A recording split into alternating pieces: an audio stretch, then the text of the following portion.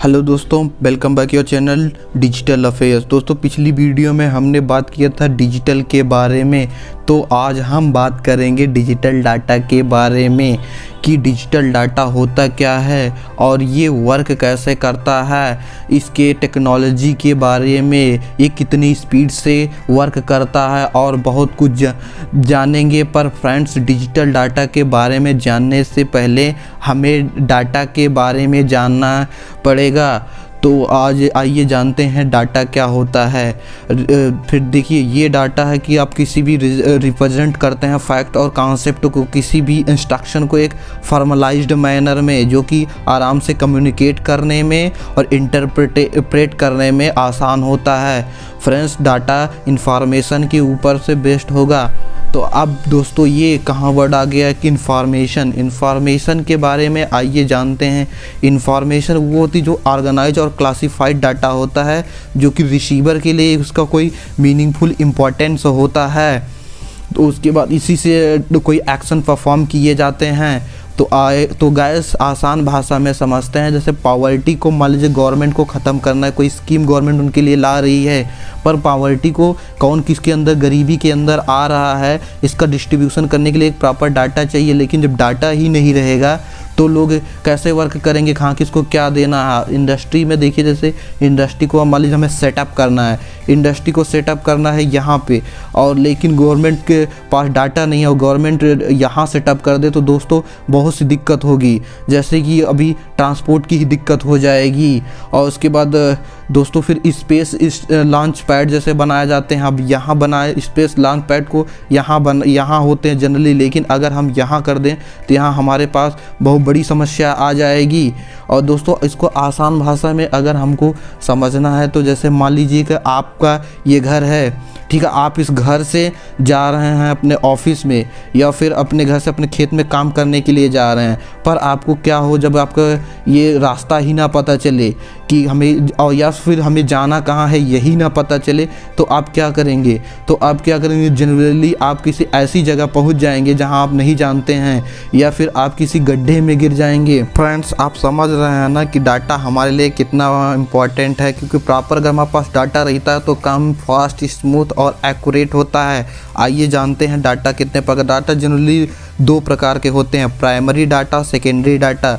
दोस्तों, primary data के बारे में ऐसा, प्राइमरी डाटा वह डाटा है जो किसी स्पेसिफिक काम के लिए सर्वे, इंटरव्यू जैसे माध्यमों से डायरेक्ट उस स्पेसिफिक प्लेस से कलेक्ट किया जाता है। यह डाटा ऑथेंटिक होता है, रियल होता है और करेक्ट और कॉस्टली होता है। इसको कलेक्ट करने के लिए टाइम और एक कुशल मैन पावर की ज़रूरत होती है। दोस्तों, आप जानते हैं सेकेंडरी डाटा के बारे में। सेकेंडरी डाटा फ्रेंड्स, जो हम प्राइमरी डाटा में डाटा को कलेक्ट किए रहते हैं उसी को यूज करके सेकेंडरी डाटा बनाया जाता है।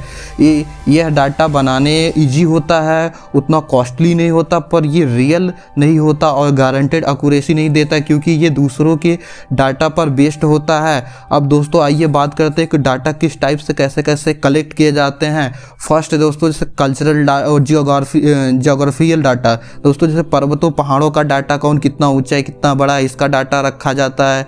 कितनी वैलियाँ कहाँ है, इसका डाटा।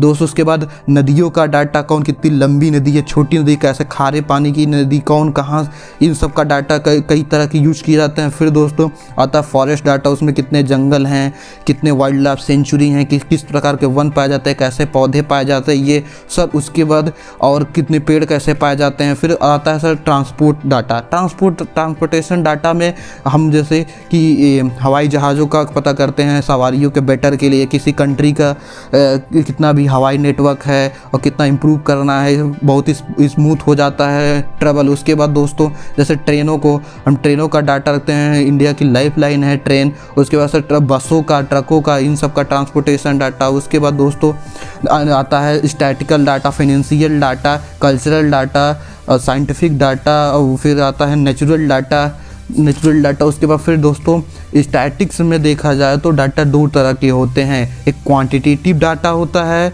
और एक दूसरा जो होता है वो क्वालिटेटिव डाटा होता है। दोस्तों, आइए जानते हैं क्वांटिटेटिव डाटा का। क्वांटिटेटिव डाटा वो डाटा होता है जिसको हम किसी नंबर से रिप्रेजेंट कर सकते हैं, उसको न्यूमेरिकल फॉर्म में लिख सकते हैं।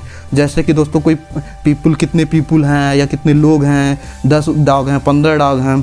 उसके बाद और क्वांटिटेटिव डाटा में जनरल, जिसको हम काउंट गिन सकते हैं या फिर समझ सकते हैं नंबर के फॉर्म में। उसके बाद दोस्तों आता है क्वालिटेटिव डाटा। क्वालिटेटिव डाटा ऐसा होता है जिसको हम सिर्फ ऑब्जर्व कर सकते हैं, उसको गिन नहीं सकते हैं, उसको नंबर में नहीं व्यक्त कर सकते। जैसे कि दोस्तों है ये एक रेड शर्ट है, और दोस्तों उसके बाद है एक खाने का टेस्ट कैसा है, ये सॉफ्ट है कि नर्म है कोई चीज़ है। दोस्तों आइए अब जानते हैं कि हम क्वांटिटेटिव डाटा के बारे में। दोस्तों क्वांटिटेटिव डाटा जो होता है वो दो तरह का होता है, एक होता है डिस्क्रीट, एक होता है कंटिन्यूअस। अब डिस्क्रीट डाटा में दोस्तों, डिस्क्रीट डाटा में ऐसा होता है कि हम किसी को काउंट कर सकते हैं नंबर में, जैसे 5 लोग, 5 बुक, 5 डॉग। और फिर और जैसे दोस्तों कंटिन्यूअस डाटा में होता है कि इसको हम सिर्फ मेज़र कर सकते हैं, जैसा हाइट हो गया 40 सेंटीमीटर, 45 सेंटीमीटर, वेट हो गया 10 किलो, 4 किलो। तो दोस्तों आइए अब समझते हैं हम डिजिटल डाटा के बारे में।